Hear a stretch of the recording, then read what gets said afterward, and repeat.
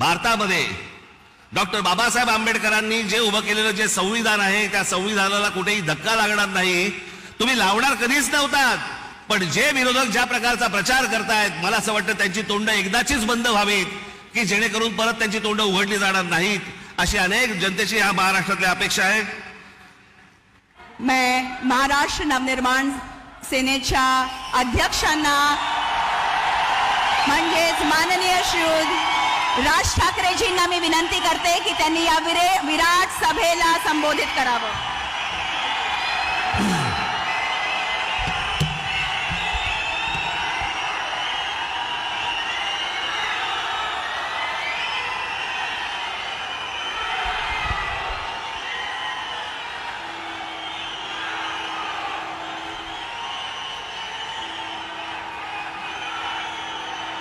पंडित जवाहरलाल नेहरू याच्या नंतर हिंदुस्तान से तिसऱ्यांदा पंतप्रधान बनणारे माननीय पंतप्रधान नरेंद्र मोदी जी,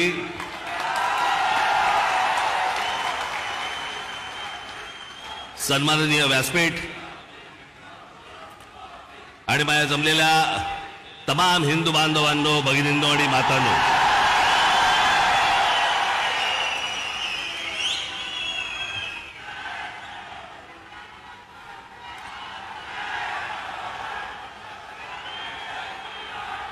मोदीजी आपण मुंबईमध्ये याच्या अगोदर अनेकदा आलात,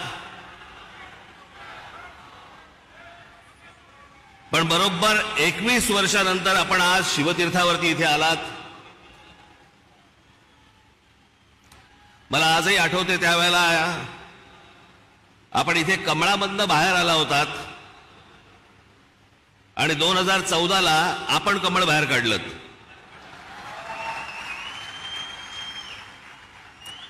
मी आज फार वेळ काही भाषण करणार नाही. आपल्याला सगळ्यांना मोदीजींचं भाषण ऐकायचंय. गेल्याच महिन्यामध्ये माझं इथे भाषण झालेलं आहे. 3 टप्प्यामध्ये फक्त बोलणार आहे मी. त्यातला 1 टप्पा झालेला आहे. त्याचा पहिला टप्पा होता मोदीजींची पहिली 5 वर्ष. त्या टप्प्यावरती जे बोलायचंय ते 2019 साली बोलून गेलोय.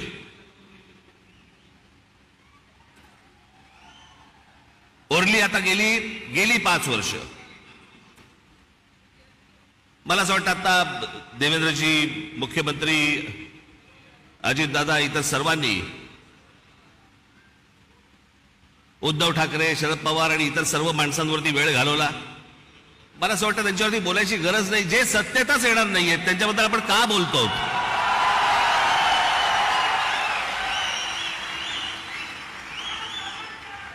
काही आवश्यकताच नाहीये त्या लोकांची. मला असं वाटतं की अनेक अशा योजना ज्या गेल्या 5 वर्षामध्ये झाल्या, मी त्या दिवशी माझ्या सभेमध्ये म्हटलं होतं, टीकेच्या वेळेला टीका, समर्थनाच्या वेळेला समर्थन, प्रशंसेच्या वेळेला प्रशंसा. पण काही गोष्टी अशा आहेत की जे माझ्या आता गेल्या काही सभांमधून मी उद्धृत केल्या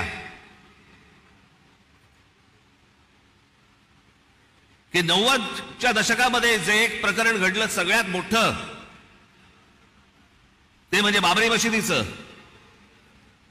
हजारो कार सेवक तिकडे उत्तर प्रदेशमध्ये गेल्यावरती तिथे मुलायम सिंग यादवच्या लोकांनी, पोलिसांनी तिकडे आमच्या कारसेवकांना ठार मारले, सरयू नदीमध्ये प्रेतं फेकून दिली. ते चित्र काही माझ्या डोळ्यासमोर कधी गेलं नाही. आणि ज्यावेळेला बाबरीचा ढाचा पडला त्याच्यानंतर ते राम मंदिर बनवू मनात असं आलं होतं की कधी हे बनणार नाही बहुधा.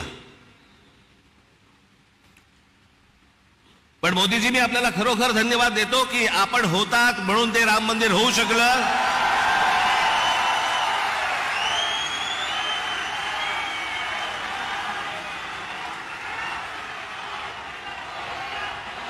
अन्यथा ते झालंच नसतं.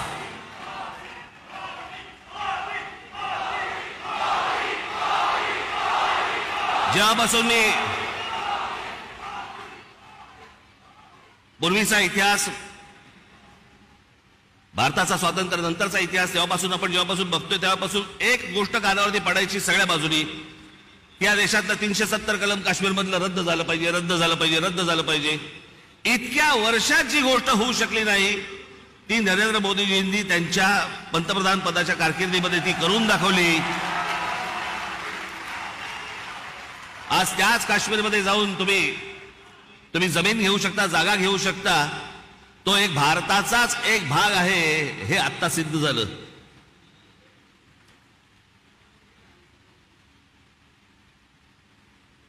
राजीव गांधी ज्या वेळेला पंतप्रधान झाले त्यावेळेला एक मोठी केस झाली होती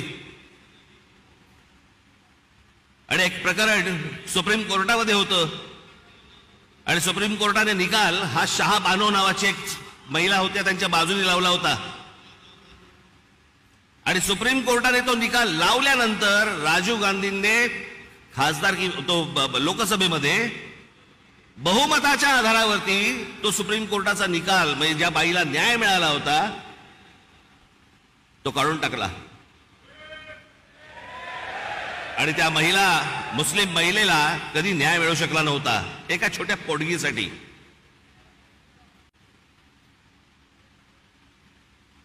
पण मोदीजींनी ती एक गोष्ट करून दाखवली की तो ट्रिपल तलाक तलाक तलाक तलाक तो कायदाच रद्द करून टाकला आणि हिंदुस्थानातल्या सगळ्या जेवढ्या मुस्लिम महिला आहेत त्यांच्यामध्ये एक समाधानाचं वातावरण झालं की रात्री आपला नवरा आला, शुद्धीत आहे का बेशुद्धीत आहे माहित नाही, पण समजा उद्या तलाक तलाक तलाक बोलला तर करायचं काय पुढे. पण तो विषयच बंद करून टाकला. मला असं वाटतं की हे अनेक गोष्ट अन्नधान्य पुरवण्यापासून लस देण्यापासून अनेक गोष्टी झाल्या. पण मी या सगळ्या गोष्टींना सर्वात धाडसी निर्णय मानतो. ही गोष्ट करून घेणं इतकी वर्ष जी होऊ शकली नाही ती गोष्ट मला असं वाटतं करून घेणं हे मला असं वाटतं की सगळ्यात महत्वाची गोष्ट आहे असं मला वाटतंय. अनेक योजना राबवल्या गेल्या अनेक वर्षांमध्ये.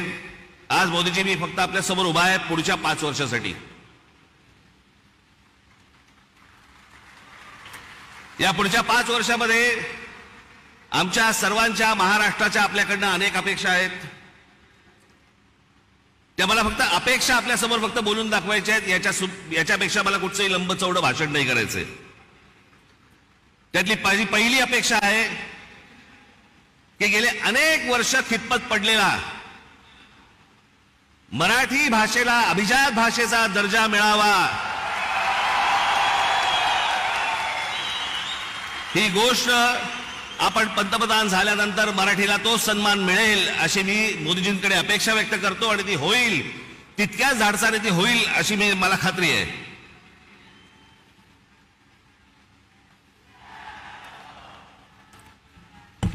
दुसरा विषय, कारण बाकीचे कसं आहे बाकीच्या सगळ्या गोष्टी महाराष्ट्रामध्ये करण्यासाठी म्हणून आमचे देवेंद्रजी आहेत, एकनाथराव आहेत, अजितदादा आहेत, बाकीचे करतील. पण या देशाच्या अभ्यासक्रमामध्ये या देशावरती साधारणपणे 1000 वर्ष परकीयांनी राज्य केलं. पण त्या 1000 वर्षामधली 125 वर्ष हे मराठा साम्राज्य होतं या संपूर्ण हिंद भूमीवरती.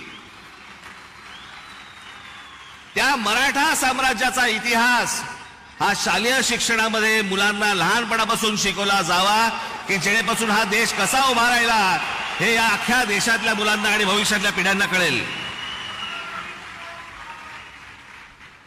तिसरी गोष्ट, समुद्रामध्ये शिवछत्रपतींचा पुतळा कधी उभा राहील नाही राहील मला माहिती नाही. पण माझी विनंती आहे की आमच्या शिवछत्रपतींची खरी जर स्मारकं कुठची असतील तर आमच्या शिवछत्रपतींचे गड किल्ले आहेत.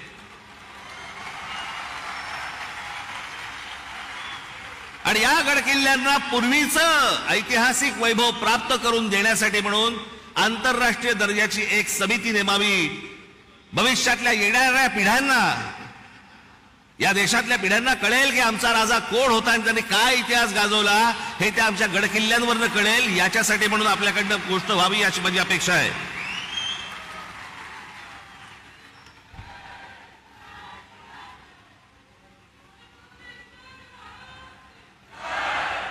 चार पाचच गोष्टी आहेत माझ्या फार नाही आहेत. देशभरामध्ये अनेक ठिकाणी मोदीजी आम्ही पाहिलं की आपण उत्तम रस्ते बनवलेत, अनेक फ्लायओव्हर्स बनवलेत, अनेक ब्रिजेस बनवलेत. माझी आपल्याला कळकळीची विनंती आहे की गेले 18-19 वर्ष आमचा मुंबई गोवा महामार्ग हा अजूनही तसाच आहे, अजूनही तसाच खड्ड्यामध्ये आहे. तो लवकरात लवकर व्हावा अशी माझी आपल्या सर्वांना विनंती आहे. मगाशी रामदासभाईंनी उल्लेख केला, मोदीजी आपण पण आपल्या अनेक सभांमधून पण सांगितलं, पण आज जरा खडसावून सांगावं की या भारतामध्ये डॉक्टर बाबासाहेब आंबेडकरांनी जे उभं केलेलं जे संविधान आहे त्या संविधानाला कुठेही धक्का लागणार नाही. तुम्ही लावणार कधीच नव्हतात, पण जे विरोधक ज्या प्रकारचा प्रचार करतायत मला असं वाटतं त्यांची तोंड एकदाचीच बंद व्हावीत की जेणेकरून परत त्यांची तोंड उघडली जाणार नाहीत, अशी अनेक जनतेची या महाराष्ट्रातल्या अपेक्षा आहे. या देशामध्ये अनेक करोडो मुसलमान आहेत, लाखो मुसलमान आहेत, देशभक्त मुसलमान आहेत, जे या देशावरती प्रेम करतात, जे या देशावरती खरंच त्यांची निष्ठा आहे. खरं तर सांगायची गरज नाही, पण काही मुठभर आहेत जे आज उद्धव ठाकरे आणि काँग्रेसला जे पाठिंबा देणारे आहेत ना, त्यांचा उद्देश हा फक्त गेल्या 10 वर्षात त्यांना डोकं वरती नाही काढता आलंय. आणि ते डोकं वरती काढण्याचा मार्ग कोणता, तर काँग्रेस सारखा सुलभ मार्ग नाही. याच्यासाठी म्हणून ते आज त्यांना सगळ्यांना पाठिंबा देत आहेत. पण लाखोच्या संख्येने, करोडोच्या संख्येने आज मुसलमान आपल्या बरोबर आहेत. त्याला एक शाश्वती पाहिजे,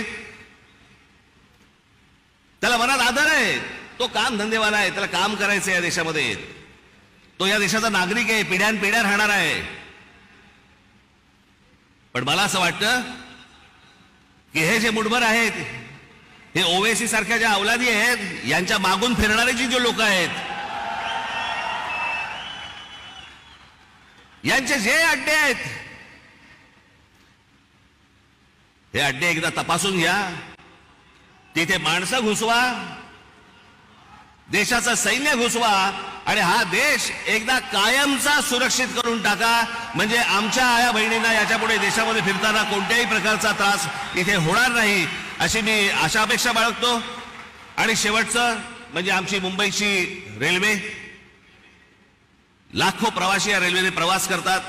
या प्रवास करणाऱ्या रेल्वेच्या संपूर्ण यंत्रणेवरती आपण केंद्र सरकारने आपण बारीक लक्ष द्यावं, जास्तीत जास्त त्याच्यासाठी पैसे द्यावे, जास्तीत जास्त ती यंत्रणा चांगली कशी होईल याच्यासाठी म्हणून आपण पाहावं. एवढ्याच फक्त मी आज अपेक्षा आपल्या समोर घेऊन आलो होतो.